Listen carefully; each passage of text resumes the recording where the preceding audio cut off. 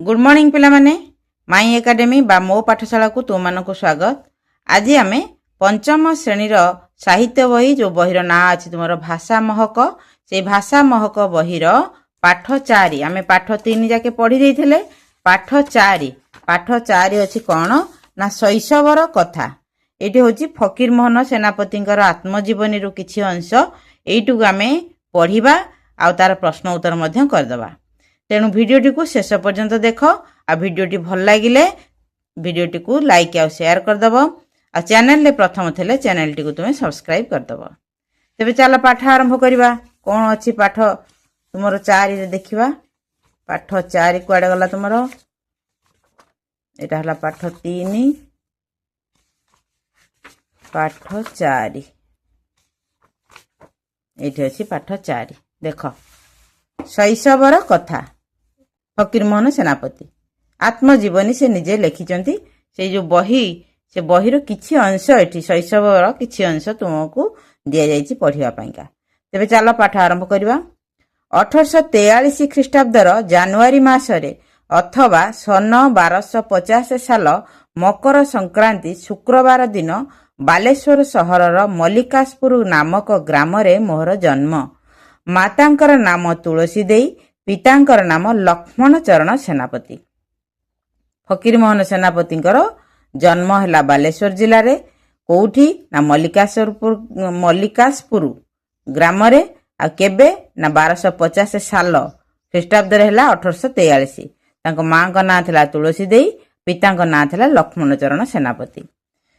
तापरे फकीर मोहन पुणी निजे लिखुचंदी एठी तांकर निजर आत्मजीवनी तेणु से तांको भाषा मध्ये एठी व्यवहार हेछि। सुनिछि जन्म मात्र मो डेबिरी कान ऊपर पुड़ा फुटाई गोटे सुना फासिया पिंधाई दिया जाइथिला। फकीर मोहन सेनापति कहउचंदी जे मु सुनिछि मु काले जन्म हौ हौ मो कानर ऊपर पोर्शन रे सुना पातिया रे सुना फासिया रे फोड़ी दिया जाइथिला आ सेठी सुना फासियाटे को पिंधाई मध्य दिया जाइथिला। काहेकि मोर गोटे बड़ भाई थिले ता नाम होची चैतन्य चरण। मो जन्म पूर्वे से परलोक प्राप्त होइथिले। माने फकीर मोहन जन्म हेबा पूर्वरु तांकर आउ गोटे भाई जन्म होइथिले तांको ना हला चैतन्य चरण आउ से मरी जाइथिले अल्प बयस रे मरी जाइथिले। लोकंकर संस्कार थिला बड़ पुओ मरी थिले तार तल पुओ जन्म मात्र सेही पुत्रर कान फोड़ाई देले जम ताकू अग्राह करी घेनी जाए नाही। सेतेबेळेर लोक कथा थिला बा लोकंक भितरे सेही सेतेबेळेर जो हमर जीवन शैली थिला लोक माने संपूर्ण भावरे अंधविश्वास भितरे थिले।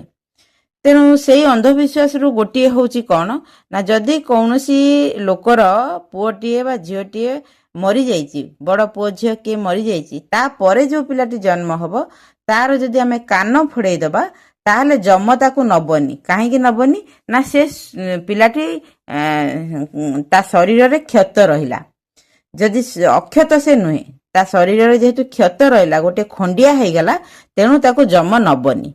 ए प्रकार अंधविश्वास थिला। सेही अंधविश्वासर शिकार हेकरी फकीर मोहनकर कान मध्य फोड़ा हला। काहेकि ना तांको ऊपर जने भाई चैतन्य चरण बोली तांको भाई थिले से मरी जाइथिले तांको कान फोड़ा हला। जम ताकू अग्राह करी घेनी जाए नाय जहार कान फोड़ा हे गला ताकू आ जम नबनी तेणु तांकोर कानटी को फोड़ा हला। आउ कोन देला ना बाल्य काल रे मु एक ए प्रकार सत सत कान फोड़ा देखिछि जे मोर तो जेतल मु जन्म हेली मोर कान फोड़ा हे जाइथिला। मु जेतल टी हेतु हेली जानिली मु निजे देखिछि भी अन्य पिला मानकर कान फोड़िबा घटना। मोर 1 वर्ष 5 मास बयस समय रे पितृदेव जगन्नाथ देवଙ୍କ रथयात्रा दर्शन सकाशे पुरी यात्रा करिथिले। से जन्म होइतिले केबे 1843 रे वर्ष 5 मास तांको जेतल हेइथिला सेतेबेले तांको बापा की लक्ष्मण चरण सेनापति से जाइथिले रथयात्रा दर्शन करिया पई कोडी पुरी को। जेतले बाहुडा समय रे माने दर्शन सारी की घर को फेरुथिबा समय रे बाहुडा समय रे भुवनेश्वर ठारे ओला उठा रोग रे लोकांतर प्राप्त हेले। देखो ए शब्द सब सेही समय फकीर मोहन सेनापति शब्द देख फकीर मोहन सेनापति शब्द केते उच्च कोटर देख से कौन लिखिଛନ୍ତି बाहुडा समय रे भुवनेश्वर ठारे ଓଲା ଉଠା ରୋଗରେ, ଏଇଟା ଗୋଟେ ରୋଗ, କୋଉ ରୋଗ କେଜାଣି, ଓଲା ଉଠା ରୋଗରେ ଲୋକାନ୍ତର ପ୍ରାପ୍ତ ହେଲେ, ଅର୍ଥ ଦେହ ତ୍ୟାଗ କଲେ, ଅର୍ଥ ମୃତ୍ୟୁବରଣ କଲେ। ସଙ୍ଗୀ ଯାତ୍ରା ଥିଲେ ଗ୍ରାମସ୍ଥ କେତେଜଣ ଲୋକ ଓ ତାହାଙ୍କର ଜନନୀ ମୋ ଠାକୁର ମା। ସଙ୍ଗୀ ଯାତ୍ରା ମାନେ ବାପାଙ୍କ ସାଙ୍ଗରେ ଆଉ କିଏ ସବୁ ଯାଇଥିଲେ ପୁରୀ ରଥଯାତ୍ରା ଦେଖିବା ପାଇଁକା? ନା ଗାଁର କେତେଜଣ ଲୋକ, ଗ୍ରାମସ୍ଥ କେତେଜଣ ଲୋକ, ଆଉ ତାଙ୍କ ଜେଜେମା ମାନେ ତାଙ୍କ ବାପାଙ୍କର ମା, ତାଙ୍କ ଯାହାକୁ କି ସେ ଠାକୁର ମା ବୋଲି ଡାକୁଥିଲେ। ଠାକୁର ମାଙ୍କ ପାଖରୁ ଶୁଣିଛି ଯେ ଭୁବନେଶ୍ୱର ମନ୍ଦିର ସମୀପସ୍ଥ ବିନ୍ଦୁସାଗର ପୁଷ୍କରିଣୀର ପଥର ଘାଟ ଉପରେ ବାବା ପ୍ରାଣତ୍ୟାଗ କଲେ। ସେ ତାଙ୍କ ଜେଜେମା ତାଙ୍କୁ କହୁଥିଲେ ଯେ ଭୁବନେଶ୍ୱର ଯୋଉ ଆମର ଲିଙ୍ଗରାଜ ମନ୍ଦିର ଅଛି, ଲିଙ୍ଗରାଜ ମନ୍ଦିରର ଯୋଉ ବିନ୍ଦୁସାଗର ଅଛି ପୋଖରୀଟିଏ, ସେଇ ପୋଖରୀ ଉପରେ ଯୋଉ ପଥର ବନ୍ଧ ଦିଆଯାଇଛି, ସେଇ ପଥର ଘାଟ ଉପରେ ତାଙ୍କ ବାବା ପ୍ରାଣତ୍ୟାଗ କରିଥିଲେ। ମାନେ ସେଇଠି ତାଙ୍କୁ ସେଇ ରୋଗଟା ଆକ୍ରାନ୍ତ ହେଲା, ଆଉ ସେ ସେଇଠି ପ୍ରାଣତ୍ୟାଗ କଲେ। ତାଙ୍କର ପରଲୋକ ଗମନ ସମ୍ବାଦ ଶୁଣି ଗ୍ରାମସ୍ଥ ଲୋକେ କାନ୍ଦିବାକୁ ଲାଗିଲେ। ତାଙ୍କ ବାପା ଯେତେବେଳେ ଦେହତ୍ୟାଗ କରିବା କଥା ବା ମୃତ୍ୟୁବରଣ କରିବା କଥା ଖବରଟା ଗାଁରେ ଖେଳିଗଲା, ସେତେବେଳେ ତାଙ୍କ ଗାଁ ଲୋକମାନେ ବହୁତ କାନ୍ଦିଲେ। ବାବାଙ୍କର ଗୋଟିଏ ପୋଷା କୁକୁର ଥିଲା, ସେ ମଧ୍ୟ ଲୋକମାନଙ୍କ ସହିତ ମିଶି ରଡ଼ି କରିବାକୁ ଲାଗିଲା। ସେ କହୁଛନ୍ତି ଯେ ଆମର ଗୋଟେ ପୋଷା କୁକୁର ବି ଥିଲା। ବାପାଙ୍କ ମରିବା ଖବର ଶୁଣି ସିଏ ପୁରା ରଡ଼ି ଛାଡ଼ିଲା। ଲୋକମାନେ ତୁନି ହେଲେ, ମାତ୍ର ସେ ନିବୃତ୍ତ ହେଲା ନାହିଁ। ଲୋକମାନେ କାନ୍ଦିଲେ, କିଛି ସମୟ କାନ୍ଦିଲା ପରେ ଚୁପ୍ ହେଇଗଲେ, କିନ୍ତୁ କୁକୁର ତାର ଭୁକିବା, ତାର କାନ୍ଦିବା, ତାର ବୋବେଇବା ବନ୍ଦ ହେଲା ନାହିଁ। ବାବା ଯେଉଁ ଯେଉଁ ସ୍ଥାନକୁ ଯାଉଥିଲେ, ଗ୍ରାମରେ ଯେଉଁ ଯେଉଁ ସ୍ଥାନରେ ବସୁଥିଲେ, ସେ ସମସ୍ତ ସ୍ଥାନକୁ ବାରମ୍ବାର ଯାଇ ଶୁଙ୍ଘି ଆସେ। 8 ଦିନ ପର୍ଯ୍ୟନ୍ତ ଅନାହାରରେ ରହିକି ମରିଗଲା। ଦେଖ କୁକୁର କେତେ ବିଶ୍ୱସ୍ତ। ଯେତେବେଳେ ତାର ମାଲିକ ମରିଯାଇଛି, ସେ ଝୁରି ଝୁରି ତ କାନ୍ଦିଲା, ଖାଲି କାନ୍ଦିଲା, ବୋବେଇଲା, ରଡ଼ିଲା, କିନ୍ତୁ ତା ସହିତ ଆଉ କଣ କଲା ନା ତା ବାବା ଯୋଉ ତା ମାଲିକ ମାନେ କୁକୁରର ମାଲିକ ଆଉ ଫକୀରମୋହନ ସେନାପତିଙ୍କର ବାପା, ସେ ଯୋଉ ଯୋଉ ଜାଗାକୁ ଯାଆନ୍ତି, ଯୋଉଠି ବସନ୍ତି, ଯୋଉଠି ଉଠନ୍ତି, ସେ ଜାଗାକୁ ସବୁ ଯାଇକି ଶୁଙ୍ଘିଲା। ଆଉ କୁକୁରଙ୍କର ଘ୍ରାଣ ଶକ୍ତି ସବୁଠାରୁ ଅଧିକ, ତେଣୁ ତାକୁ ସବୁ ଶୁଙ୍ଘିଲା। କିଛି ଖାଇଲାନି, 8 ଦିନ ପର୍ଯ୍ୟନ୍ତ କିଛି ଖାଇଲାନି, ନ ଖାଇ ନ ପିଇକି ଏମିତି ବୋବେଇ ବୋବେଇ ଶେଷରେ 8 ଦିନ ପରେ ସେ ମରିଗଲା।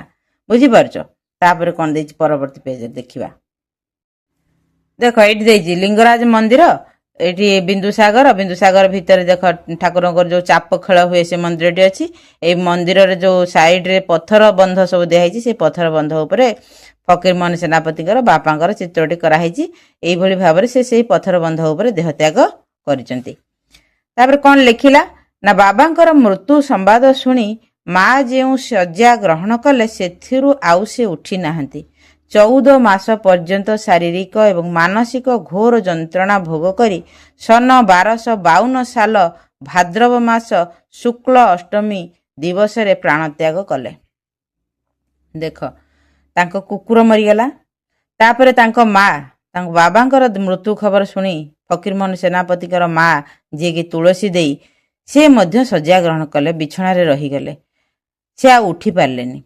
ଶାରୀରିକ ମାନସିକ ସ୍ତରରେ ସେ ବହୁତ ଯନ୍ତ୍ରଣା ଭୋଗ କଲେ, ବହୁତ, ତାଙ୍କ ବାବାଙ୍କୁ ଭୁଲି ପାରିଲେନି। ଶେଷରେ ଏମିତି ବିଛଣାରେ ରହି ରହି ରହି ରହି 1252 ସାଲ, ଫକୀରମୋହନ ସେନାପତି କହୁଛନ୍ତି ଜନ୍ମ ତାଙ୍କର 1250 ସାଲ, ମାନେ 2 ବର୍ଷ ଭିତରେ ତାଙ୍କ ମା ବି ଚାଲିଗଲେ, ତାଙ୍କ ବାପା ଚାଲିଗଲେ, ସମସ୍ତେ ଚାଲିଗଲେ, କୁକୁର ବି ତାଙ୍କର ଚାଲିଗଲା। ତେଣୁ 1252 ସାଲ ଭାଦ୍ରବ ଶୁକ୍ଳ ଅଷ୍ଟମୀ ଦିବସରେ ପ୍ରାଣତ୍ୟାଗ କଲେ। ମୁଁ ସେଇ ଦିନଠାରୁ ନିତ୍ୟାନ୍ତ ଅସହାୟ ହେଲି। ମା ବାପା ସମସ୍ତେ ଚାଲିଗଲେ, ତେଣୁ ସନ୍ତାନ ତ ଅସହାୟ ହିଁ ହବ। ମୋର ସମବୟସ୍କ ସହାୟ ସମ୍ପନ୍ନ ବହୁ ପରିମାଣରେ ସୁସ୍ଥ ଶରୀର, ବଳିଷ୍ଠ ଓ ସୌଭାଗ୍ୟବାନ ଅନେକ ପୁରୁଷ ପୃଥିବୀ ତ୍ୟାଗ କରି ଚାଲି ଯାଇଅଛନ୍ତି। ଅଥଚ ମାତୃ ପିତୃହୀନ ଚିରରୋଗୀ ମୁଁ ଜୀବନ କାଳରେ ବିବିଧ ପ୍ରକାର ଭୟଙ୍କର ବିପଦ ସଂକୁଳ ଅବସ୍ଥା ଅତିକ୍ରମ କରି ସମ୍ପ୍ରତି ଜରାଜୀର୍ଣ୍ଣ ଦୁର୍ବଳ ହସ୍ତରେ ମୋର ଦୀର୍ଘ ଜୀବନର ଅସାର ଚରିତ ଲେଖିବାକୁ ବସିଛି।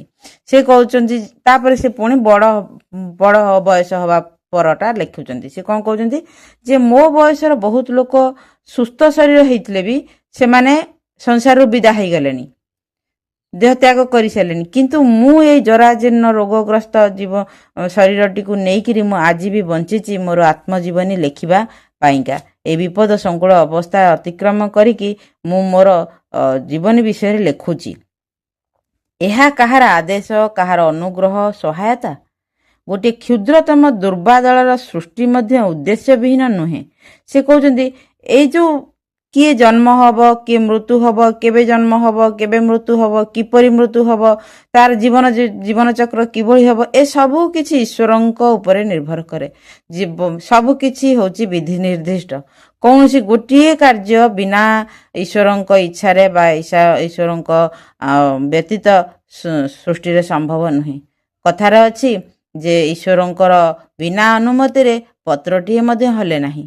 ତେଣୁ ସେ ସେଇ କଥା କହୁଛନ୍ତି, ଏହା କାହାର ଆଦେଶ, କାହାର ଅନୁଗ୍ରହ, କାହାର ସହାୟତା ମୁଁ କିଛି ବୁଝିପାରେ ନା। କିନ୍ତୁ ଏତିକି ଅନ୍ତତଃ ବୁଝିଛି, ଗୋଟେ ଛୋଟ ଦୁର୍ବାଦଳ ମାନେ ଦୁବ ଘାସ ଯାହାର କି କିଛି ମୂଲ୍ୟ ନାହିଁ, କିନ୍ତୁ ତାର ସୃଷ୍ଟି ବି କିଛି ଉଦ୍ଦେଶ୍ୟହୀନ ନୁହେଁ।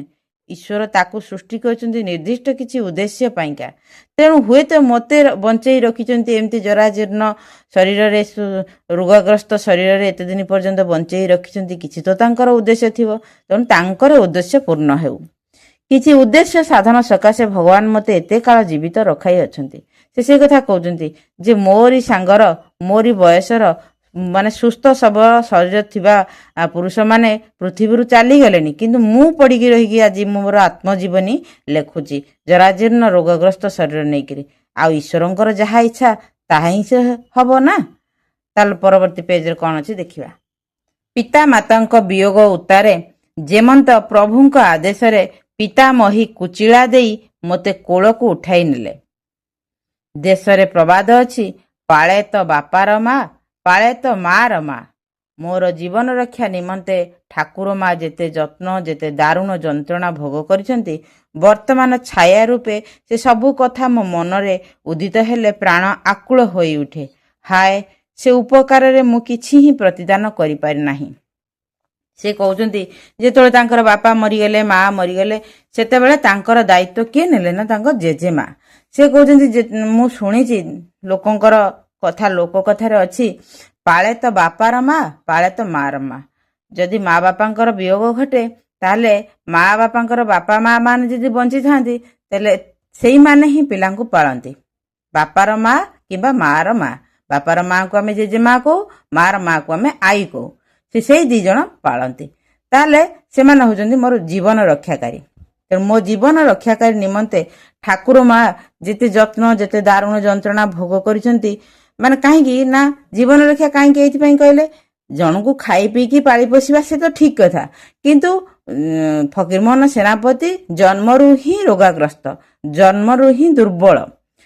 ତେଣୁ ତାଙ୍କର ଯତ୍ନ ଆହୁରି ଅଧିକ ନେବାକୁ ପଡୁଥିଲା ତାଙ୍କ ଠାକୁର ମାକୁ।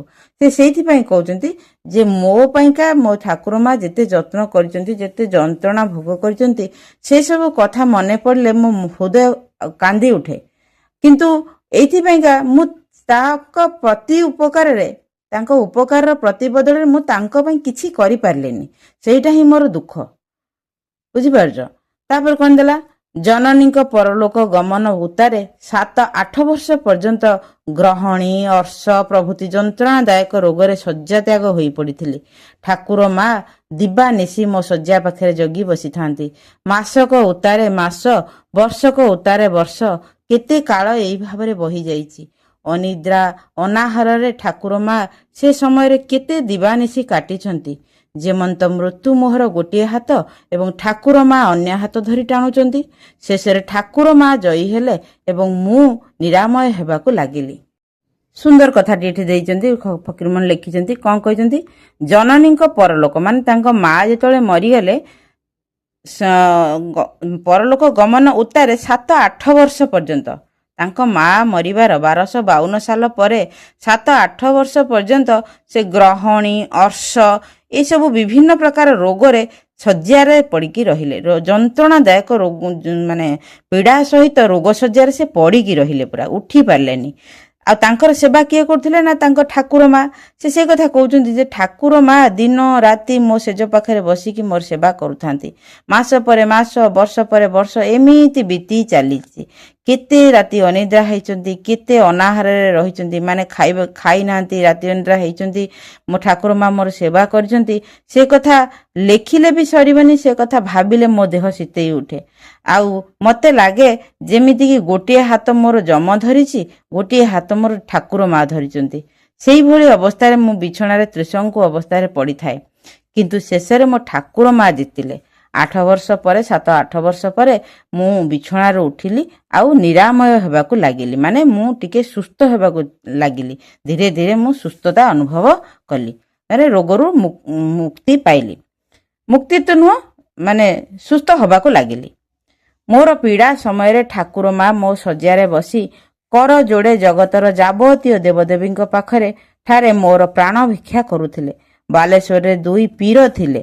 ଶେଷରେ ଠାକୁର ମା ସେଇ 2 ପୀରଙ୍କୁ ଧରି ବସିଲେ। ସେମାନଙ୍କଠାରେ ସେ ମାନତା କଲେ, ମୋ ପିଲା ବ୍ରଜ ଭଲ ହୋଇଗଲେ ମୁଁ ତାହାକୁ ତୁମ୍ଭମାନଙ୍କ ଫକୀର ବା ଗୋଲାମ କରିଦେବି। ତାହେଲେ ଏଠି କ'ଣ ଦେଲା? ସେ କହୁଛନ୍ତି, ଫକୀରମୋହନ ସେନାପତି କହୁଛନ୍ତି, ଯେତେବେଳେ ମୋ ଦେହ ଖରାପ ଥିଲା, ମୁଁ ବିଛଣାରେ ପଡ଼ିକି ରହିଥିଲି, ସେତେବେଳେ ମୋ ଜେଜେମା କ'ଣ କରୁଥିଲେ ବା ମୋ ଠାକୁର ମା ମୋ ଶଯ୍ୟା ପାଖରେ ବସିକି ଦୁନିଆର ଯେତେ ଦେବାଦେବୀ ଅଛନ୍ତି ସମସ୍ତଙ୍କ ପାଖରେ ଆକୁଳ ନିବେଦନ କରୁଥିଲେ, ପ୍ରାର୍ଥନା କରୁଥିଲେ, ମୋ ନାତିକି ଟିକେ ଭଲ କରିଦିଅ, ମୋ ଜଗାକୁ ଟିକେ ଭଲ କରିଦିଅ। ଆଉ କ'ଣ ସେ ଡାକୁଥିଲେ ତାଙ୍କୁ? ବ୍ରଜ। ମୋ ବ୍ରଜକୁ ଟିକେ ଭଲ କରିଦିଅ, ମୋ ନାତିକୁ ସୁସ୍ଥ କରିଦିଅ। କେତେ ଦେବାଦେବୀଙ୍କୁ ଡାକିଛନ୍ତି। ଶେଷରେ ସେ ବାଲେଶ୍ୱରରେ 2 ଜଣ ପୀର ଥିଲେ। ପୀର କହିଲେ ଆମର ମୁସଲିମ ଲୋକଙ୍କୁ ବୁଝଉଛି। ମୁସଲିମ ସମ୍ପ୍ରଦାୟର, ଯେମିତି ଆମର ମନ୍ଦିରର ପୂଜକ, ସେମିତି ମୁସଲିମ ସମ୍ପ୍ରଦାୟର ଜଣେ ବ୍ୟକ୍ତି, ଯାହାକୁ ପୀର ବୋଲି କୁହାଯାଏ। ସେଠି ହିନ୍ଦୁ ମୁସଲିମ କିଛି ନାହିଁ, ପୀରଙ୍କ ପାଖରେ ସମସ୍ତେ ସମାନ। ତେଣୁ ସେ ପୀରଙ୍କୁ ସେ ଧରି ବସିଲେ। ତାଙ୍କୁ କହିଲେ, ତାଙ୍କ ପାଖରେ ଯେଉଁ କହନ୍ତି ଆମର ମାନସିକ କରନ୍ତି, ସେ ତାଙ୍କ ପାଖରେ ସେମିତି ମାନସିକ କଲେ ପୀରଙ୍କ ପାଖରେ, ମୋ ନାତି ଯଦି ଭଲ ହେଇଯିବ, ମୋ ବ୍ରଜ ଯଦି ଭଲ ହେଇଯିବ, ତାହେଲେ ମୁଁ ତୁମମାନଙ୍କ ପାଖରେ ତାକୁ ଫକୀର କରିଦେବି ବା ଗୋଲାମ କରିଦେବି। ପ୍ରଥମେ ମୋର ନାମ ରଖାଯାଇଥିଲା ବ୍ରଜମୋହନ। ସେ ତାଙ୍କୁ ବ୍ରଜ ବୋଲି କାହିଁକି କହୁଥିଲେ? ଆମେ ତ ଫକୀରମୋହନ ସେନାପତି ବୋଲି ଜାଣିଛୁ ନା, କିନ୍ତୁ ତାଙ୍କର ନାଁ ପ୍ରଥମେ ଦିଆହେଇଥିଲା ବ୍ରଜମୋହନ। ଠାକୁର ମା ମୋ ନାଁ ରଖିଲେ ଫକୀର। ପୀରମାନଙ୍କ ମନତୃଷ୍ଟି ସକାଶେ ଠାକୁର ମା ଏଇ ପଠାଣିଆ ନାମଟିକୁ ରଖିଦେଲେ। ସେ ତ କାରଣ ମାନସିକ କରିଥିଲେ, ଯଦି ମୋ ନାତି ଭଲ ହେଇଗଲା ତାହେଲେ ମୁଁ ତାକୁ ଫକୀର କରିଦେବି ବୋଲି, କିନ୍ତୁ ତାଙ୍କ ନାଁ ଥିଲା ବ୍ରଜମୋହନ। ତାହେଲେ ସେ ତାଙ୍କୁ କିନ୍ତୁ ନାଁରେ ତାଙ୍କର ଫକୀର ନାଁରେ, ଯେହେତୁ ସେ ମାନସିକ କରିଥିଲେ ଆଉ ସେ ରୋଗରୁ ମୁକ୍ତି ପାଇଥିଲେ, ରୋଗ ଦେହ ତାଙ୍କର ଭଲ ହେଇ ଆସିଥିଲା, ସେଥିପାଇଁକା ସେ ତାଙ୍କ ନାଁଟିକୁ ଫକୀର, ମଧ୍ୟ ତାଙ୍କ ନାଁ ଫକୀର ଶବ୍ଦଟିକୁ ତାଙ୍କ ନାଁରେ ଯୋଡ଼ି ଦେଇଥିଲେ। ବୁଝିପାରୁଛ? ତାହେଲେ ଫକୀରମୋହନ ସେନାପତିଙ୍କର ବା ବ୍ରଜବିହାରୀ ସେନାପତିଙ୍କର ନାଁରେ କାହିଁକି ଫକୀର ଯୋଡ଼ା ହେଇଛି ବୋଲି ତୁମମାନେ ଜାଣିଲ?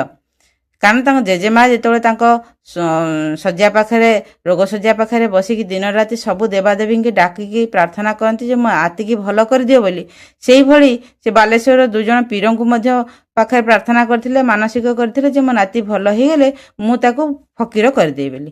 ଯେତେବେଳେ ବ୍ରଜବିହାରୀ ବ୍ରଜମୋହନ ସେନାପତି ଯେତେବେଳେ ସୁସ୍ଥ ହେଇ ଆସିଛନ୍ତି, ବା ଫକୀରମୋହନ ସେନାପତି ଯେତେବେଳେ ସୁସ୍ଥ ହେଇଛନ୍ତି, ତାଙ୍କ ନାଁ ଫକୀର ରଖିଦେଲେ। ବୁଝିପାରୁଛ? ତାହେଲେ କ'ଣ ଦେଇଛି ସେ ପରବର୍ତ୍ତୀ ପେଜରେ ଦେଖିବା। ରୋଗ ଛାଡ଼ିଗଲା, ମୁଁ ବଞ୍ଚିଗଲି, ମାତ୍ର ଠାକୁର ମା ସର୍ବସ୍ୱ ତ୍ୟାଗ କରି ମୋତେ ପୀରମାନଙ୍କୁ ଦେଇପାରିଲେ ନାହିଁ। କେବଳ ପ୍ରତିବର୍ଷ ମହରମ ସମୟରେ 8 ଦିନ ସକାଶେ ମୋତେ ଫକୀର କରି ଦେଉଥିଲେ। ସେଇ କେତେ ଦିନ ମୁଁ ଫକୀରୀ ପୋଷାକ ପିନ୍ଧି ରହିଥାଏ। ଆଣ୍ଠୁ ଯାଏ ଗୋଟିଏ ଜଙ୍ଘିଆ, ଦେହରେ ନାନା ରଙ୍ଗ କନାର ତିଆରି ଗୋଟିଏ ଚପକନ, ମୁଣ୍ଡରେ ଫକୀରୀ ଟୋପି, କାନ୍ଧରେ ନାନା ରଙ୍ଗ ମିଶ୍ରିତ ଗୋଟିଏ ଝୁଲି ଏବଂ ହାତରେ ଜଉ ମଡ଼ା ଲାଲ ରଙ୍ଗର ଗୋଟିଏ ବାଡ଼ି। ସେଇ ପୋଷାକ ପିନ୍ଧି ମୁହଁରେ ଫୁଲ ଖଡ଼ି ବୋଳି ହୋଇ ସକାଳେ ଉପରଓଳି ଗ୍ରାମ ମଧ୍ୟରେ ଘେରେ ଘେରେ ଭିକ ମାଗି ବୁଲେ। ସନ୍ଧ୍ୟା ସମୟରେ ସେହି ସମସ୍ତ ଚାଉଳ ବିକ୍ରି କରି ଯେତେ ପଇସା ମିଳେ ପୀରମାନଙ୍କର ଶିର୍ନି ସକାଶେ ସେସବୁ ପଠାଇ ଦିଏ। ତାହେଲେ ଦେଖ, ମଣିଷର ବି ଲୋଭ ଅଛି। ମଣିଷ ଈଶ୍ୱରଙ୍କ ପାଖରେ ପ୍ରାର୍ଥନା କରେ, ମୋର ଏଇ ଇଚ୍ଛାଟାକୁ ପୂରଣ କରିଦିଅ ବା ମୋତେ ରୋଗ ଭଲ କରିଦିଅ, ମୁଁ ଏଇଆ ଦେଇଦେବି। ଯେତେବେଳେ ମଣିଷ ପୁଣି ତାର ପ୍ରାର୍ଥନା ସ୍ୱୀକାର ଭଗବାନ କରନ୍ତି, ସେତେବେଳେ ତାର ଲୋଭ ଆସିଯାଏ, ସେ ପୁଣି ତାର କଥାରୁ ଟିକେ ଓହରିଯାଏ। ଠିକ୍ ସେଇଭଳି କିଛି ହେଇଛି ଏଠି। ଯେତେବେଳେ ତାଙ୍କ ଦେହ ଭଲ ହେଇଗଲା, ସେ ତ କହିଥିଲେ ମୋ ନାତିର ଦେହ ଭଲ ହେଲେ ମୁଁ ତାକୁ ଫକୀର କରିଦେବି। ଫକୀର ମାନେ କ'ଣ? ସନ୍ନ୍ୟାସୀ କରିଦେବି। ସନ୍ନ୍ୟାସୀ ମାନେ କ'ଣ କରନ୍ତି? ଯେମିତି ସବୁ ବାହାରେ ଭିକ ମାଗି ଚଳନ୍ତି ସେମିତି ଚଳିବେ। କିନ୍ତୁ ତାଙ୍କ ଠାକୁର ମା କ'ଣ କଲେ? ସବୁଦିନ ପାଇଁକା ତାଙ୍କୁ ଫକୀର କରିପାରିଲେ ନାହିଁ। ସେ କେବଳ ପ୍ରତିବର୍ଷ ମହର ସମୟରେ 8 ଦିନ ତାଙ୍କୁ ଫକୀର ହେବାକୁ ଦିଅନ୍ତି। ସେ ତ କହିଥିଲେ ନା, ମୁଁ ସବୁ ତ୍ୟାଗ କରିକି ସର୍ବସ୍ୱ ତ୍ୟାଗ କରିକି ସେ ବଞ୍ଚିଯାଉ, ସୁସ୍ଥ ହୋଇଯାଉ, ମୁଁ ତାକୁ ଫକୀର କରିଦେବି। ଫକୀର ମାନେ ଭିକ ମାଗିକି ସେ ତାଙ୍କର ଚଳିବେ, ଭିକ ମାଗିକି ବଞ୍ଚିବେ, ସେଇ ପୀରମାନଙ୍କ ସାଙ୍ଗରେ ବୁଲିବେ, ଏଇଟା ତାଙ୍କୁ ରହିବା କଥା। କିନ୍ତୁ ସେ ବଞ୍ଚିକି ରହୁ, ଏଥିପାଇଁକା ପ୍ରାର୍ଥନା କରିଥିଲେ। ସେ ବଞ୍ଚିଲେ, ସୁସ୍ଥ ହେଲେ, କିନ୍ତୁ ତାଙ୍କ ଠାକୁର ମା ତାଙ୍କୁ ଫକୀର ସମ୍ପୂର୍ଣ୍ଣ ଭାବରେ କରିବାକୁ ଦେଇପାରିଲେ ନାହିଁ। କେବଳ ପ୍ରତିବର୍ଷ ମହରମ ସମୟରେ 8 ଦିନ ସକାଶେ ତାଙ୍କୁ ଫକୀର କରୁଥିଲେ। ଫକୀର ହେଲେ ସେ କ'ଣ କରୁଥିଲେ ନା ଅଲଗା ପୋଷାକ ପିନ୍ଧୁଥିଲେ। କେମିତିଆ ପୋଷାକ? ଆଣ୍ଠୁ ଯାଏ ଗୋଟେ ଜଙ୍ଘିଆ, ଆଉ ଦେହରେ ନାନା ରଙ୍ଗ କନାର ତିଆରି ଗୋଟେ ଚପକନ, ମାନେ ପୋଷାକ, ଯୋଉଟା ଆମେ ପଞ୍ଜାବୀ ବୋଲି କହୁଛୁ। ମୁଣ୍ଡରେ ଫକୀର ଟୋପି, କାନ୍ଧରେ ନାନା, ତମେ ମାନେ ଦେଖିଥିବ ଫକୀର ମାନଙ୍କୁ ଯଦି ଦେଖିଥିବ, ଗୋଟେ ଲମ୍ବା ଝୁଲା ପକେଇଲା ଭଳିଆ କାନ୍ଧରେ ଝୁଲା ପକେଇଥିବେ, ଏମିତି ବିଭିନ୍ନ ରଙ୍ଗର କପଡ଼ାରେ ତିଆରି ହେଇଥିବା, ସିଲେଇ ହେଇଥିବା ଗୋଟେ ପୋଷାକ ପିନ୍ଧିଥିବେ, ମୁଣ୍ଡରେ ଟୋପି ଥିବ। ଗାଁ ମାନଙ୍କୁ ସବୁ ଆସନ୍ତି। ଆମେ ତ ତାଙ୍କୁ ଦେଖିକି ବହୁତ ଡରି ଯାଉ। ଆମ ମନରେ ଏଇ ଧାରଣା ଥିଲା, ଆଜି ବି ସେଇ ପ୍ରକାର ଗୋଟେ ଫିଲିଙ୍ଗସ୍ ଅଛି। ସେ ଯେଉଁ ଝୁଲାଟା ପକେଇ ନାହାନ୍ତି, ସେ ଫକୀର ମାନେ ବୁଲିକି ନେଉଛନ୍ତି, ତା ଭିତରେ ସେ ଛୋଟ ପିଲାମାନଙ୍କୁ ନେଇଯାଆନ୍ତି। ତେଣୁ ସେ ଫକୀର ମାନଙ୍କୁ ଦେଖିଲେ କୌଣସି ପିଲା ଗାଁ ଦାଣ୍ଡରେ ଖେଳିବେନି, ସମସ୍ତେ ଆସି ଘରେ ଲୁଚିବେ। ସିଏ ଭିକ ମାଗିବାକୁ ଆସିଥାନ୍ତି, କିନ୍ତୁ ମନରେ ତ ଧାରଣା ଅଛି ସେ ଯେଉଁ ଝୁଲାଟା କାନ୍ଧରେ ପକେଇଛନ୍ତି ନା, ସେ ସେଇ ଝୁଲା ଭିତରେ ଛୋଟ ପିଲାମାନଙ୍କୁ ନେଇଯାଆନ୍ତି। ସେ ଫିଲିଙ୍ଗସ୍ ମୋର ଆଜି ବି ଅଛି। ମାନେ ସେଇ ପ୍ରକାର ଜିନିଷଟା ସେ ଗୋଟେ ରହିଯାଇଛି, ରକ୍ତ ଅସ୍ଥି ମଜ୍ଜାଗତରେ, ମାନେ ରକ୍ତରେ ଯେମିତି ରହିଲା ଭଳିଆ ସେ ଫିଲିଙ୍ଗସଟା ରହିଯାଉଛି, କି ମୁଁ ତାକୁ ତୁମମାନଙ୍କ ଆଗରେ ଶବ୍ଦରେ ପ୍ରକାଶ କରିପାରୁନି। ତେଣୁ ସେଇ ବେଶରେ ଫକୀର ମୋହନ ସେନାପତି କ'ଣ କରୁଥିଲେ ନା, 8 ଦିନ, ବର୍ଷରେ 8 ଦିନ ସେଇ ବେଶରେ ସେ ଯାଇକି ଭିକ ମାଗୁଥିଲେ।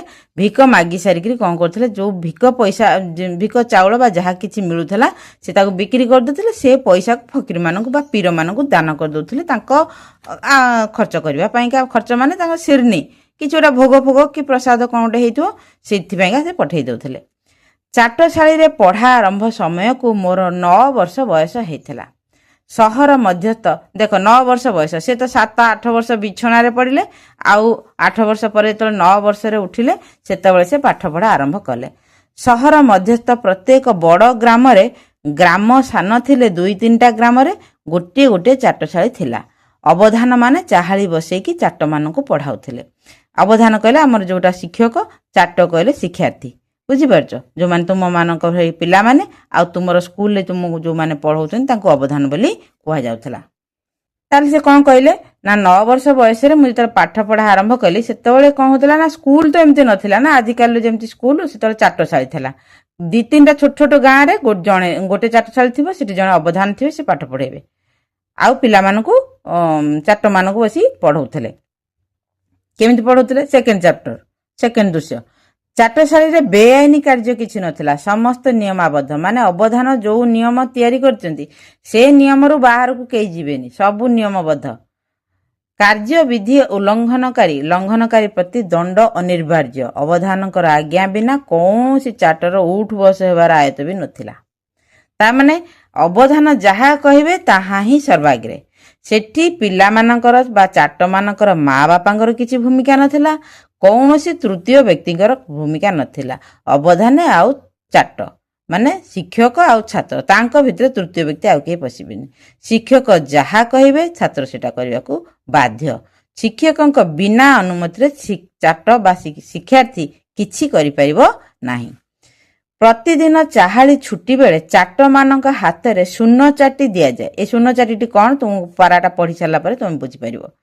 ପ୍ରତିଦିନ ଚାହାଳି ଛୁଟି ବେଳେ ଚାଟମାନଙ୍କ ହାତରେ ଶୂନ ଚାଟି ଦିଆଯାଏ। କେଉଁ ଚାଟ କେତେବେଳେ ଚାହାଳିକୁ ଆସିଥିଲା ତାହା ଆପେ ଅବଧାନେ ଏବଂ ବଡ଼ ଚାଟ, ଅର୍ଥାତ୍ ଯେଉଁ ଚାଟ ସମସ୍ତଙ୍କ ଠାରୁ ବେଶୀ ପଢ଼ିଥାଏ, ମନରେ ରଖିଥାନ୍ତି। ଚାହାଳି ଭାଙ୍ଗିବା ବେଳେ ଚାଟମାନେ 2 ହାତ ପାପୁଲି ଯୁକ୍ତ ଭାବରେ ମେଲାଇ ରଖି ଅବଧାନଙ୍କ ଆଡ଼କୁ ହାତ ବଢ଼ାଇ ଦେଇ ଧାଡ଼ି ବାନ୍ଧି ଛିଡ଼ା ହୋଇଯାନ୍ତି। ଯେଉଁ ଚାଟ ସମସ୍ତଙ୍କ ଆଗେ ଚାହାଳିକୁ ଆସିଥାଏ, ତା ହାତ ପାପୁଲିରେ ଅବଧାନେ ବେତର ଅଗ ଛୁଆଇ ଦିଅନ୍ତି, ସେଇଟା ହେଲା ଶୂନ। ତହିଁ ଉତ୍ତାରେ 2-3 କରି ଶେଷ ପର୍ଯ୍ୟନ୍ତ 1-1 ସଂଖ୍ୟା ବଢ଼ି ଭିନ୍ନ ଭିନ୍ନ ଚାଟଙ୍କ ହାତରେ ବେତର ପାହାର ପଢ଼ୁଥାଏ। ଅର୍ଥାତ୍ ଉପସ୍ଥିତି ବିଷୟରେ ଯେ ଦ୍ୱିତୀୟ ତା ହାତରେ 2 ଥର, ଯେ ତୃତୀୟ ତା ହାତରେ 3 ଥର, ଯେ ଚତୁର୍ଥ ତା ହାତରେ 4 ଥର ବେତର ପାହାର ପଡ଼େ। ଏହି ବେତର ପାହାରର ବଳ ସବୁ ସମୟରେ ସମାନ ନୁହେଁ, ଟାଣ ଓ ଉଶ୍ୱାସ ଥାଏ। ଶୂନ ଚାଟି ଦେଲାବେଳେ ଅବଧାନେ ଚାଟ ମୁହଁକୁ ଅନାନ୍ତି। ଯେଉଁଠାରେ କୌଣସି ଜବାବଦିହି ହେବାର ସମ୍ଭାବନା ଥାଏ ସେଠାରେ ବେତର ଆଣ୍ଟଟି କିଛି କୋହଳ ହୋଇଯାଏ। ଅନ୍ୟ ଚାଟଙ୍କ ହାତରେ ବେତର ଶବ୍ଦଟା ପଟାପଟ ଶୁଭେ। ତାର ଅର୍ଥ କ'ଣ ବୁଝିବା ଏବେ? କ'ଣ ଏହାର ଅର୍ଥ? ନା ପ୍ରତିଦିନ ଚାହାଳି ଛୁଟି ବେଳେ ଚାଟମାନଙ୍କ ହାତରେ ଶୂନ ଚାଟି ଦିଆଯାଏ। ଏଇ ସେଣ୍ଟେନ୍ସର ଅର୍ଥଟା ବୁଝିବା କ'ଣ, ତାପରେ ସେଣ୍ଟେନ୍ସ ବୁଝିବା। କେଉଁ ଚାଟ କେତେବେଳେ ଆସୁଥିଲା ଚାହାଳିକୁ ସେଇଟାକୁ ଅବଧାନେ ମାନେ ଯିଏ ପାଠ ପଢ଼ାନ୍ତି ସିଏ, ଆଉ ଯେଉଁ ପିଲାଟି ଭଲ ପାଠ ପଢ଼ୁଥିଲା ସବୁ ପିଲାଙ୍କ ଭିତରେ ସିଏ ମନେ ରଖିଥାନ୍ତି। ତୁମେ ଯେତେବେଳେ ବିଦ୍ୟାଳୟକୁ ଯାଅ ତୁମର ପ୍ରେୟାର କ୍ଲାସ୍ ସରିଲା ପରେ ତୁମର ପ୍ରେଜେଣ୍ଟ ପଡ଼ୁଛି ନା ନାଇଁ ସ୍କୁଲରେ, ତେଣୁ ସେଇଟାକୁ ଏଠି କୁହାଯାଇଛି ଯେ କୋଉ ପିଲା କେତେବେଳେ ଆସିଲା, କିଏ ପ୍ରଥମ ଆସିଲା, ତାପରେ କିଏ ଆଇଲା, ତାପରେ କିଏ ଆଇଲା, କିଏ ସାଙ୍ଗ ହେଇକି ଆସିଲେ, ଇତ୍ୟାଦି ଇତ୍ୟାଦି। ସେଇଟା 2 ଜଣ ଲୋକ ମନେ ରଖିଥିବେ। ଗୋଟିଏ ହେଲା ଅବଧାନ, ଜଣେ ହେଲେ ଅବଧାନ, ଆଉ ଜଣେ ହେଲେ ଭଲ ପଢ଼ୁଥିବା ପିଲା। ଏ ମନେ ରଖିଥିବେ। ଯେତେବେଳେ ଚାହାଳି ସରିଯିବ ମାନେ ଯେତେବେଳେ ଛୁଟି ହେବ, ପାଠପଢ଼ା ସରିଗଲା, ଛୁଟି ହେବ, ସେତେବେଳେ ପିଲାମାନେ କ'ଣ କରିବେ ନା ସବୁ ପିଲାମାନେ ଏମିତି ହାତ ଯୋଡ଼ିକିରି ଏମିତି ଗୁରୁଙ୍କ ଆଗକୁ ହାତ ମେଲେଇକି ଛିଡ଼ା ହେଇଯିବେ, ଧାଡ଼ିରେ ଛିଡ଼ା ହେଇଯିବେ, ପୁରା ଲମ୍ବା ଧାଡ଼ିରେ ଛିଡ଼ା ହେଇଯିବେ। ଏମିତି ହାତ ଦେଖେଇକି ମାଡ଼ ଖାଇବା ପାଇଁକା ହାତ ଦେଖେଇକି ଏମିତି ଠିଆ ହେଇଯିବେ। ଗୁରୁ କ'ଣ କରିବେ, ଯେଉଁ ପିଲାଟା ପ୍ରଥମ ଆସିଥିଲା ସେ ପିଲାଟାର ହାତରେ ବେତଟିକୁ ଛୁଆଇଁ ଦେବେ, ତାକୁ ମାରିବେନି, ବେତଟିକୁ ଛୁଆଇଁ ଦେବେ। ତାର ଅର୍ଥ ସିଏ ହେଲା ଶୂନ। ସେଇଠୁ ଆରମ୍ଭ ହେଲା। ତୁମେ କହିଛ ନା ଶୂନ ଚାଟି, ସେଇଠୁ ଆରମ୍ଭ ହେଲା। ତା ପଛକୁ ସେ ପିଲାଟି ପ୍ରଥମେ ଯିଏ ଆସିଥିଲା ସେ ତା ହାତରେ କେବଳ ବେତଟିକୁ ଛୁଆଇଁ ଦେଲେ। ଦ୍ୱିତୀୟରେ ଯେଉଁ ପିଲାଟା ଆସିଥିଲା ତା ହାତରେ ଗୋଟିଏ ପାହାର, ତାପରକୁ ଯେଉଁ ପିଲାଟା ଆସିଥିଲା ତାପରକୁ 2ଟା ପାହାର, ତାପରକୁ ଯେଉଁ ପିଲାଟା ଆସିଥିଲା ତା ହାତରେ 3ଟା ପାହାର। ଏଇଭଳି ଭାବରେ ପିଲାମାନଙ୍କ ହାତରେ ବେତ ବାଜେ। ବୁଝିପାରୁଛ?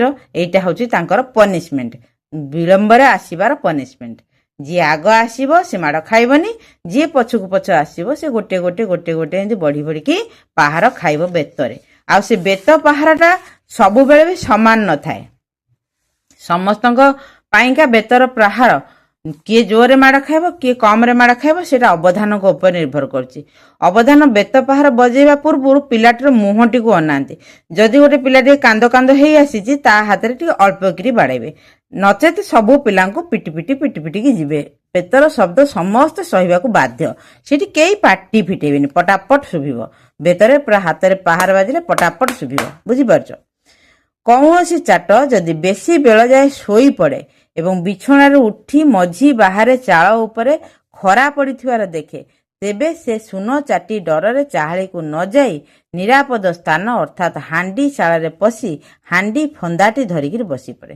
ଯଦି କୌଣସି ପିଲା ଉଠିବା ଟିକେ ଡେରି ହେଲା, ଦେଖିଲା ଆଖି ଖୋଲିଲା ବେଳକୁ ଦେଖିଲା ତାଙ୍କ ଚାଳ ଉପରେ ଖରା ପଡ଼ିଗଲାନି, ତେଣୁ ସିଏ ଜାଣିଲା ଯେ ଆଜି ଯଦି ମୁଁ ଯିବି ସ୍କୁଲକୁ, ଚାଟଶାଳୀକି ଯଦି ଯିବି, ପାହାରଟା ଭଲକି ଆଜି ମୋ ଉପରେ ବାଜିବ। ତେଣୁ ସିଏ କ'ଣ କରେ, ଆଉ ସ୍କୁଲକୁ ନ ଯାଇ ବା ଚାଟଶାଳୀକି ନ ଯାଇକିରି, ତାଙ୍କର ଗୋଟେ କଥା ଅଛି ଆଗ କାଳରେ, ଯଦି ଜଣେ ଭାତ ହାଣ୍ଡି ଧରିଥିବ ତାକୁ କେହି ବାଡ଼େଇବେନି, ସେ ମାଡ଼ ଖାଇପାରିବନି। ଆମେ ଯେତେବେଳେ ଛୋଟବେଳେ ଥିଲୁ ଯଦି କୌଣସି ସାର୍ ପାଠ ଦେଇଛନ୍ତି ତାହେଲେ ଆମେ ପାଠ କରିନୁ, ତାହେଲେ ଆମେ କ'ଣ କରୁ ଜାଣିଛ? ଆମେ କେତେ ପ୍ରକାର ଉପାୟ କରୁ। କେତେ ପ୍ରକାର ଅନ୍ଧବିଶ୍ୱାସ ଥିଲା ଯେ ଧର ଗୋଟେ କୁଣ୍ଡ କିମ୍ବା କିଛି ମାଟି ପାତ୍ର କିମ୍ବା କୌଣସି ଜିନିଷ ଘୋଡ଼ା ହେଇକି ଓଲଟା ହେଇକି ଥୁଆ ହେଇଯାଇଛି, ତା ତଳେ ଯେଉଁ ଘାସଟା ଥିବ ସେଟା ତ ନିଶ୍ଚିତ ଭାବରେ ଧଳା ଥିବ ନା। ଘାସର ରଙ୍ଗ କେମିତିଆ? ସବୁଜ। କିନ୍ତୁ ଯଦି ଘାସ ଉପରେ କିଛି ଗୋଟେ ଜିନିଷ ଘୋଡ଼ା ହେଇକି ରହିଯାଇଛି, ସେ ସୂର୍ଯ୍ୟକିରଣ ନ ପାଇକି ସେଟା ଧଳା ହେଇଯାଇଥିବ। କିନ୍ତୁ ଆମେ କ'ଣ କରିବୁ ଯେ ଆମେ ଭାବୁ ଏଇ ଯେଉଁ ଆମେ ଯାହା ଶୁଣିଛୁ ଯେ ଏଇ ଘାସକୁ ଯଦି ଆମେ ବହି ଭିତରେ ରଖିବା କି ହାତରେ ଧରିଥିବା ସାର୍ ଆମକୁ ବାଡ଼େଇବେନି। ସେଇଟା ସତ ନୁହଁ, କସ୍ମିନ କାଳେ ସତ ନୁହଁ। ହୁଏତ କେବେ କୌଣସି କାରଣରୁ ସାର୍ ବାଡ଼େଇ ନଥାଇ ପାରନ୍ତି, କିନ୍ତୁ ସେ ଦୁବ ଘାସଟି ଯଦି ହାତରେ ସେ ପିଲାଟି ଧରି ଦେଇଛି, ସେ କହୁଛି ମୁଁ ଆଜି ଦୁବ ଘାସ ଧରିଥିଲି ବୋଲି ନା ସାର୍ ଆଜି ମୋତେ ବାଡ଼େଇଲେନି। ଏଇ ଯେଉଁ କଥାଟି ଧୀରେ ଧୀରେ ସବୁଆଡ଼କୁ ପ୍ରସାରିତ ହେଇଯାଇଛି। ଆଉ ସେ ସମୟରେ ଯେତେକ ପିଲା ତାଙ୍କ ମନରେ ଏଇ ଧାରଣା ଅଛି ମୋ ହାତରେ ଯଦି ଧଳା ଦୁବ ଘାସ ଥିବ ତାହେଲେ ସାର୍ ବାଡ଼େଇବେନି, ତେଣୁ ଆଜି ପାଠ କରିନି ଏଇ ଧଳା ଦୁବ ଘାସ ନେଇକି ଯିବି, ସାର୍ଙ୍କର ତ ମନେ ପଡ଼ିବନି।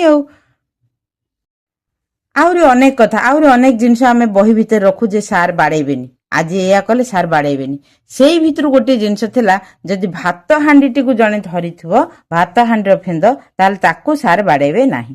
ତେଣୁ ସେଇ ଯେଉଁ ପିଲାଟି ଯଦି ଡେରିରେ ଉଠିଲା, ଦେଖିଲା ତା ଚାଳ ଉପରେ ଖରା ପଡ଼ିଛି, ସେ ଚାହାଳିକି ଆଉ ନ ଯାଇକିରି ସିଧାସଳଖ ପଳେଇବ ଭାତ ହାଣ୍ଡି ରୋଷେଇ ଘରକୁ, ଭାତ ହାଣ୍ଡିର ଫନ୍ଦାଟିକୁ ଧରିକି ବସି ପଡ଼ିବ। ହେଲେ ସେ ଅବସ୍ଥାରେ ମଧ୍ୟ ତାର ରକ୍ଷା ନାହିଁ।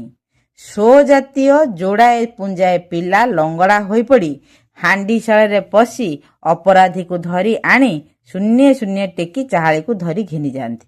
ସେଇ ଅବସ୍ଥାରେ ତମେ ଯଦି ବଞ୍ଚିଗଲ ତ ସେଟା ଅଲଗା କଥା, କିନ୍ତୁ ସେ ଅବସ୍ଥାରେ ରକ୍ଷା ପାଇପାରିବ ନାହିଁ। ଯଦି ଏଇ କଥା ଜଣା ପଡ଼ିଗଲା, ତାହେଲେ ଅବଧାନ କ'ଣ କରିବେ, ତମରି ଭଳିଆ 2-4ଟା ପିଲାଙ୍କୁ ପଠେଇବେ। ସିଏ ଲଙ୍ଗଳା ହେଇକି ଯିବେ, କାରଣ ହାଣ୍ଡିଶାଳରେ ସେମିତି ଅନ୍ୟ ଜଣଙ୍କ ହାଣ୍ଡିଶାଳରେ ଜଣେ ସିଧାସଳଖ ଏମିତି ପଶି ପାରିବନି, ସିଧା ମାନେ ବିନା ବସ୍ତ୍ରରେ ପଶି ପାରିବ। ତେଣୁ ସେ ପିଲାମାନଙ୍କୁ ବିନା ବସ୍ତ୍ରରେ ପଠେଇବେ, ଯା ତାକୁ ଟିକିକି ଧରିକି ଆସ। ତେଣୁ ସେ 2-4ଟା ପିଲା ଯିବେ, ତାକୁ ତା ଖୁଆରୁ ଧରିକି ଓଳେଇ ଓଳେଇ ଓଳେଇ ଜବରଦସ୍ତି ଅବଧାନଙ୍କ ପାଖକୁ ଆଣିବେ। ଆଉ ସିଏ ଆସି ପହଞ୍ଚିଗଲା ପରେ ଅବଧାନ ତା ପିଠିରେ କେତେ ପାହାର ଦେବେ ଯେ ତାର ଠିକ୍ ନାହିଁ ପିଲାଟି। ତେଣୁ ପିଲାମାନଙ୍କର ଭୟ ଥିଲା ଯେ ଅବଧାନଙ୍କ ପ୍ରତି, ଗୁରୁଙ୍କ ପ୍ରତି ଭୟ ଥିଲା। ତେଣୁ ସେମାନେ ଭୟରେ ବି କିଛି ଭୁଲ କାମ କରୁନଥିଲେ, ଯାହା ଗୁରୁଜୀ କହୁଥିଲେ ସେଇଆ ହିଁ କରୁଥିଲେ। କିନ୍ତୁ ଆଜି ଯେତେବେଳେ ଭୟ ଶୂନ୍ୟ ହେଇଯାଇଛି ଶିକ୍ଷା ବ୍ୟବସ୍ଥାଟା, ତେଣୁ ପିଲାମାନେ ଯାହା କରୁଛନ୍ତି ଆଉ। ମୁଁ ଏଇପରି ଗୋଟିଏ ଚାହାଳିରେ ପଢ଼ିବାକୁ ଆରମ୍ଭ କଲି। ସେଠାରେ ସକାଳେ ଖଡ଼ି ପାଠ ହୁଏ ଏବଂ ଉପର ଓଳି ପୋଥି ପାଠ ହୁଏ, ପୋଥି ପଢ଼ା ହୁଏ। ପଢ଼ା ସରିଲେ ଅନ୍ୟାନ୍ୟ ଚାଟମାନେ ଘରକୁ ଯାଆନ୍ତି, କିନ୍ତୁ ମୋତେ ଚାହାଳିରେ ରହି ଅବଧାନଙ୍କର ସେବା ଏବଂ ତାଙ୍କ ରୋଷେଇରେ ସାହାଯ୍ୟ କରିବାକୁ ହୁଏ। ସେ ଅବଧାନଙ୍କ ନାଁ ଥିଲା ବୈଷ୍ଣବ ମହାନ୍ତି, ନିବାସ କଟକ ଜିଲ୍ଲା। ଯେତେବେଳେ ଚାହାଳିରେ ପାଠ ପଢ଼ା ସରିଯାଏ, ସେତେବେଳେ ପିଲା ସମସ୍ତେ ଘରକୁ ଯାଆନ୍ତି, କିନ୍ତୁ ମୁଁ ଯାଏ ନା। ସେ ଘରକୁ କୋଉଠିକି ଯିବ? ତାର ତ ମା ନାହାନ୍ତି, ବାବା ନାହାନ୍ତି, ଜେଜେମା ବି ଚାଲି ଯାଇଥିବେ। ତେଣୁ କାହା ପାଖକୁ ସେ ଯିବେ? ତେଣୁ ସେ ଘରକୁ ନ ଯାଇକିରି ସେ ସେଇ ଅବଧାନଙ୍କ ପାଖରେ ରହିଯାଆନ୍ତି। ଅବଧାନଙ୍କ ରୋଷେଇବାସରେ ତାକୁ ସାହାଯ୍ୟ କରନ୍ତି। ଅବଧାନ ଯାହା ବୋଲହାକ କରନ୍ତି ସେ ତାକୁ ସାହାଯ୍ୟ କରନ୍ତି। ସେ ଅବଧାନଙ୍କ ନାଁ ଥିଲା ବୈଷ୍ଣବ ମହାନ୍ତି, କଟକ ଜିଲ୍ଲାରେ ତାଙ୍କ ଘର। ସେ ତାପରେ ସେ କ'ଣ କହୁଛନ୍ତି ନା, ମୋର ବଡ଼ ବାପା ପୁରୁଷୋତ୍ତମ ସେନାପତି ମୋ ପ୍ରତି ବଡ଼ ନିଷ୍ଠୁର ଥିଲେ। ମାସ ଶେଷରେ ଅବଧାନ ଦରମା ମାଗିବାକୁ ଗଲେ ବଡ଼ ବାପା କହନ୍ତି, ତୁମେ ତ ଫକୀରକୁ ପାଠ ପଢ଼ାଉନ, ଦରମା ମାଗୁଛ କ'ଣ? ଅବଧାନ ଜବାବ ଦିଅନ୍ତି, ମୁଁ ତ ଦିନ ରାତି ତାକୁ ପାଖରେ ବସେଇଛି, ଦଣ୍ଡେ ହେଲେ ଖେଳିବାକୁ ବୁଲିବାକୁ ବି ଛାଡ଼ୁନି। ବଡ଼ ବାପା କହନ୍ତି, କାହିଁ? ତା ପିଠିରେ ତ ଚିହ୍ନ ନାହିଁ। ଅବଧାନ ବଡ଼ ବାପାଙ୍କ ମନ କଥା ଭଲ କରି ବୁଝିଥିଲେ। ଚାହାଳିରେ ମୁଁ ବସିଥିଲି, ଅକାରଣ ବେତଟା ଧରି ମୋ ପିଠିରେ 10-12 ପାହାର ବାଡ଼େଇ ଗଲେ। ମାଡ଼ର ଶବ୍ଦ ଓ ମାଡ଼ର ଚିତ୍କାର ଶୁଣି ବଡ଼ ବାପା ଓ ବଡ଼ ମା ଭାରି ଖୁସି। କିନ୍ତୁ ଠାକୁର ମା ଦୌଡ଼ି ଆସି କହନ୍ତି, ଅବଧାନେ ତୁମର କି ପୁଅ ଝିଅ କେହି ନାହିଁ? ଅକାରଣ ପିଲାଟାକୁ ବାଡ଼ଉଛ? ପ୍ରତ୍ୟେକ ଥର ଅବଧାନଙ୍କ ଦରମା ଦେବାବେଳେ ଏହିପରି ଅଭିନୟ ହୋଇଥାଏ। ତାହେଲେ ଏ ପାରାରୁ ତୁମେ କ'ଣ ବୁଝିଲ? ନା, ଫକୀରମୋହନ ସେନାପତିଙ୍କର ମା ମରିଗଲେ, ବାପା ମରିଗଲେ, ତାଙ୍କର ପାଠପଢ଼ା ପାଇଁକା ଖର୍ଚ୍ଚ ତାଙ୍କ ବଡ଼ ବାପା କରୁଥିଲେ, କିନ୍ତୁ ତାଙ୍କୁ ଭଲ ପାଉନଥିଲେ। ସେ ଚାହୁଁନଥିଲେ ଫକୀରମୋହନ ସେନାପତି ପାଠ ପଢ଼ନ୍ତୁ ବୋଲିକି।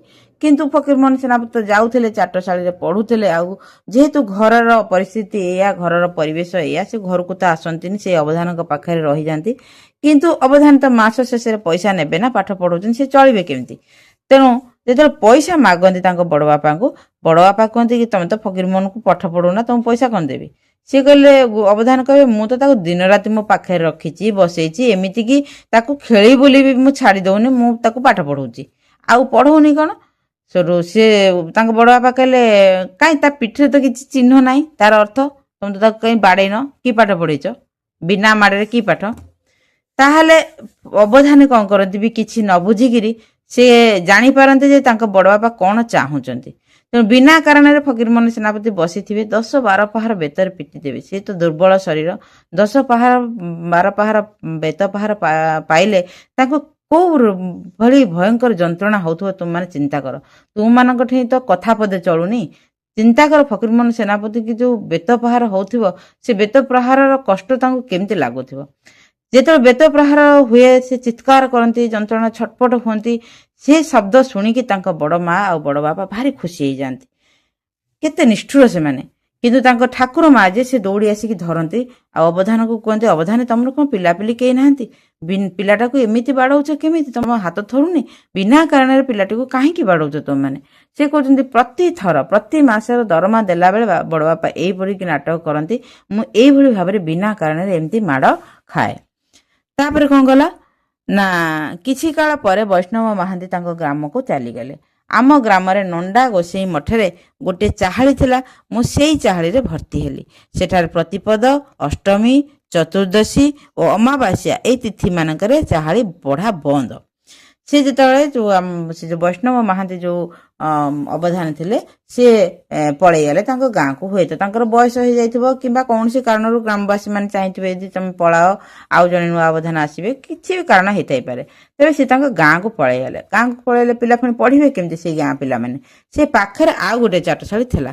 ଆମ ଗାଁରେ ନଣ୍ଡା ଗୋସେଇ ମଠରେ ଗୋଟେ ଚାହାଳି ଥିଲା। ସେଠି ଯାଇକି ତାଙ୍କୁ ଫକୀରମୋହନଙ୍କୁ ଭର୍ତ୍ତି କରାହେଲା। ସେ ସେଠି ଗଲେ ପାଠ ପଢିବା ପାଇଁ। ସେଠି କ'ଣ ହୁଏ ନା ପ୍ରତିପଦ ମାନେ ପୂର୍ଣ୍ଣିମା କିମ୍ବା ଅମାବାସ୍ୟାର ପରଦିନ, ତାପରେ ଅଷ୍ଟମୀ ତିଥି, ଚତୁର୍ଦ୍ଦଶୀ ତିଥି ଆଉ ଅମାବାସ୍ୟା ତିଥିରେ ତାଙ୍କର ପାଠ ପଢା ହୁଏନି। ସେଠି ଚାହାଳି ବନ୍ଦ ହୁଏ। ସେଦିନ ପିଲାମାନେ କ'ଣ କରନ୍ତି ନା ଏଇ ତିଥି ମାନଙ୍କର ଉପର ଓଳି କେତେଜଣ ବଡ଼ ବଡ଼ ଚାଟ ପିଲା ମିଳି ଗ୍ରାମ ମଧ୍ୟରେ ସ୍ତ୍ରୀ ମାନଙ୍କ ପାଖରେ ବସି ଗୀତ ଗାଉ। ସେ ପିଲାମାନେ କ'ଣ କରନ୍ତି ନା ଏଇ ଛୁଟି ଦିନରେ ବୟସ୍କ ଲୋକମାନେ ସ୍ତ୍ରୀ ଲୋକମାନଙ୍କ ପାଖରେ ବସିକିରି ଗୀତ ବୋଲନ୍ତି। ଗୀତ ବୋଲିଲେ କ'ଣ ହବ? ପିଲାମାନେ ଗୀତ ବୋଲିବେ, ସେମାନେ କ'ଣ କରିବେ? ଗୀତ ତ ଶୁଣିବେ। ଗୀତ ଶୁଣି ସାରିଲା ପରେ ତାଙ୍କୁ ଭିକ ଦେବେ। ଚାଟ ଭିକ୍ଷା ବୋଲି କୁହାଯାଏ। ତାଙ୍କୁ ଚାଉଳ ଦିଅନ୍ତି। ସେ ସେଇ ଚାଉଳକୁ ଆଣନ୍ତି। ଅବଧାନ କ'ଣ କରନ୍ତି ନା ଭାତ ରାନ୍ଧନ୍ତି। ତାଙ୍କର ଯୋଉ ଅବଧାନ ଯିଏ ଥିଲେ ସେ ମଠର, ତାଙ୍କ ନାଁ ହଉଥିଲା ନଣ୍ଡା ଗୋସାଇଁ। ସେ କ'ଣ କରିବେ? ସେଇ ଚାଉଳରେ ଅନ୍ନ ବାଟଟା ଚଳିଯାଏ। ବେଳେ ବେଳେ କେବେ କେବେ ଚାଉଳ ବଳି ପଡ଼ିଲେ ଅବଧାନ ବିକିକି ପଇସା ସଞ୍ଚନ୍ତି। ଚାଟ ଭିକ୍ଷା ଛାଡ଼ିକି ଆହୁରି ମଧ୍ୟ ଢେର ଚାଉଳ ଅବଧାନ ପାଉଥିଲେ। ମାନେ ପିଲାମାନେ ତ ଏଇ ଯୋଉ 4 ଦିନ ଛୁଟି ହେଲା, ତା ସହିତ ପିଲାମାନେ କ'ଣ କରୁଥିଲେ ନା ଯାଉଥିଲେ ଗ୍ରାମବାସୀ ଗାଁ ଭିତରେ ସ୍ତ୍ରୀ ଲୋକମାନଙ୍କ ପାଖରେ ବସି ଗୀତ ବୋଲୁଥିଲେ। ଗୀତ ଶୁଣି ସାରିଲା ପରେ ସ୍ତ୍ରୀ ଲୋକମାନେ ତାଙ୍କୁ ଚାଉଳ ଦଉଥିଲେ। ସେ ଚାଉଳକୁ ଆଣିଲେ ଅବଧାନ କ'ଣ କରୁଥିଲେ? ରାନ୍ଧୁଥିଲେ, ଖାଉଥିଲେ। ଆଉ ଗୋଟେ ଲୋକ କେତେ ଖାଇବେ? ବେଳେ ବେଳେ ଚାଉଳ ବି ବଳି ପଡୁଥିଲା। ମଠରେ ଅନ୍ୟମାନେ ବି ଖାଉଥିବେ, କିନ୍ତୁ ବେଳେ ବେଳେ ଚାଉଳ ବଳି ପଡେ। ଯେତେବେଳେ ଚାଉଳ ବଳି ପଡେ ଅବଧାନ ସେ ଚାଉଳକୁ ବି ବିକିକି ପଇସାଟାକୁ ରଖନ୍ତି।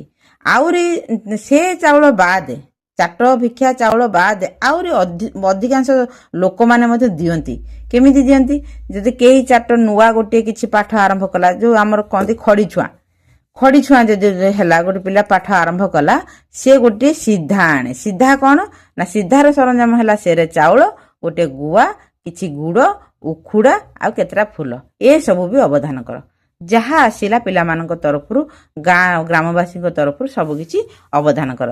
ଅବଧାନ କାହାକୁ ବିକିବେ, ପଇସା ରଖିବେ, କାହାକୁ ଖାଇବେ, କାହାକୁ ଦାନ କରିବେ, ସେଗୁଡା ସବୁ ଅବଧାନଙ୍କ ଉପରେ ନିର୍ଭର କରେ। ସେ ସମୟରେ ବାଲେଶ୍ୱରରେ ଗୋଟେ ପାର୍ସି ହଉଛି ଗୋଟେ ଭାଷା, ଗୋଟେ ସମ୍ପ୍ରଦାୟ। ପାର୍ସି ସମ୍ପ୍ରଦାୟର ଅବୈତନିକ ସ୍କୁଲ ଥିଲା। ଚାହାଳି ପାଠ ଶେଷ କରି ମୁଁ ଆପେ ଆପେ ଯାଇ ସେଇ ସ୍କୁଲରେ ନାମ ଲେଖାଇ ପଢିବାକୁ ଆରମ୍ଭ କଲି। ଫକୀରମୋହନ ସେନାପତି କହୁଛନ୍ତି ମୋ ଚାହାଳି ପାଠ ସରିଗଲା। ମୁଁ ସବୁ ତାପରେ କ'ଣ କଲି ନା ପାର୍ସିର ଅବୈତନିକ ସ୍କୁଲ, ମାନେ ପଇସା ନଉନଥିଲେ, ସେ ସ୍କୁଲରେ ଯାଇ ପାଠ ପଢିଲେ। ଚାହାଳି ପାଠ ଶେଷ କରିକି ଆପେ ଆପେ ସେ ଯାଇକି ନିଜେ ସେ ସ୍କୁଲରେ ନାଁ ଲେଖେଇଦେଲେ। ସ୍କୁଲରେ 3 ଜଣ ଆଖୁଞ୍ଜି, ପାର୍ସି ମାନଙ୍କର ଯୋଉ ଗୁରୁଙ୍କୁ କୁହାଯାଏ ଆଖୁଞ୍ଜି, ଆଉ ଜଣେ ଓଡ଼ିଆ ପଣ୍ଡିତ ଥିଲେ। ଓଡ଼ିଆ ପଣ୍ଡିତଙ୍କ ନାଁ ଥିଲା ବନମାଳୀ ବାଚସ୍ପତି। ବାପ ଭାଇ ପ୍ରଭୃତିଙ୍କୁ କିପରି ଚିଠି ଲେଖିବାକୁ ହୁଏ, କଚେରୀରେ ଦରଖାସ୍ତ କିପରି ଲେଖିବାକୁ ହୁଏ, ପଣ୍ଡିତ ଛାତ୍ରମାନଙ୍କୁ ଏତିକି ମାତ୍ର ଶିଖାନ୍ତି। ସେଠି କ'ଣ ଶିଖାଏ? ଚିଠି କେମିତି ଲେଖିବ, ଦରଖାସ୍ତ କିପରି ଲେଖିବ। ସେଇ ସ୍କୁଲରେ ଯାଇକି ଫକୀରମୋହନ ସେନାପତି ଆଡମିସନ ନେଲେ, ଆଉ ନିଜେ ଯାଇକି ଆଡମିସନ ନେଲେ। ଯେହେତୁ ସେଠି ପାର୍ସି ସ୍କୁଲଟା ଥିଲା, ପାର୍ସି ଭାଷାର 3 ଜଣ ଗୁରୁଜୀ ଥିଲେ, ଓଡ଼ିଆ ଭାଷାର ଜଣେ ଥିଲେ। ବୁଝିପାରୁଛ? ତେବେ ଏତିକିରେ ହିଁ ତମର ବିଷୟବସ୍ତୁଟି ସାରିଛି। ଆହୁରି ଆଗକୁ ଅଛି, ଏଟା କିଛି ଅଂଶ ମାତ୍ର ତାଙ୍କ ଫକୀରମୋହନଙ୍କ ଆତ୍ମଜୀବନୀ, ଆତ୍ମଚରିତରୁ ସଂଗୃହୀତ ଅଳ୍ପ କିଛି ଅଂଶ। ବୁଝିପାରିଲ? ତେବେ ବିଷୟଟି ତୁମମାନଙ୍କୁ ପଢେଇଦେଲି। ମୋର ତ ଇଚ୍ଛା ହଉଛି ଆହୁରି ଏମିତି ଲେଖା ଚାଲିଥାନ୍ତା, ମୁଁ ପଢିଥାନ୍ତି, ମୁଁ ବି ବୁଝିଥାନ୍ତି, ତୁମମାନଙ୍କୁ ବୁଝି ଦେଇଥାନ୍ତି ଫକୀରମୋହନ ସେନାପତିଙ୍କ ବିଷୟରେ। ବୁଝିପାରୁଛ? ତେବେ ବିଷୟବସ୍ତୁଟି ତୁମମାନଙ୍କର ସରିଗଲା। ଫକୀରମୋହନ ସେନାପତିଙ୍କର ଆତ୍ମଜୀବନୀ ଯୋଉ ଶୈଶବର କଥା ସରିଗଲା। ଆଶା କରୁଛି ତୁମମାନେ ନିଶ୍ଚିତ ଭାବରେ ବୁଝିପାରିଥିବ ବୋଲି। ତୁମମାନେ ବିଷୟବସ୍ତୁଟିକୁ ଭଲ ଭାବରେ, ବହି ତୁମ ପାଖରେ ଯେହେତୁ ଅଛି, ଭଲ ଭାବରେ ରିଡିଂ କରିବ। ଫକୀରମୋହନ ସେନାପତିଙ୍କ ଭାଷା ଗୁଡ଼ିକ ଟିକେ ଉଚ୍ଚ କୋଟିର ଭାଷା, ତାକୁ ବୁଝିବାକୁ ଚେଷ୍ଟା କରିବ। ତେଣୁ ଯଦି ଭିଡ଼ିଓଟି ତୁମମାନଙ୍କୁ ଭଲ ଲାଗିଥାଏ ତେବେ ଭିଡ଼ିଓଟି ତୁମମାନେ ସେୟାର କରିଦେବ ଆଉ ଲାଇକ୍ କରିଦେବ। ଆଉ ଯଦି ପ୍ରଥମ ଥର ଚ୍ୟାନେଲଟିକୁ ଦେଖୁଥିବ ତେବେ ଚ୍ୟାନେଲଟିକୁ ସବସ୍କ୍ରାଇବ୍ କରିଦେବ। ଆଉ ଗୋଟିଏ କ୍ଲାସ୍ରେ ଆମେ ଏହାର ପ୍ରଶ୍ନ ଉତ୍ତର କରିଦେବା। ସେ ପର୍ଯ୍ୟନ୍ତ ସୁସ୍ଥ ରୁହ, ସୁରକ୍ଷିତ ରୁହ, ଆଉ ସବୁଠାରୁ ବଡ଼ କଥା ହେଲା ପ୍ରକୃତିକୁ ବଞ୍ଚେଇ ରଖିବାରେ ନିଜର ଅବଦାନ ଦିଅ। ରହୁଛି। ଗଡ୍ ବ୍ଲେସ୍ ୟୁ।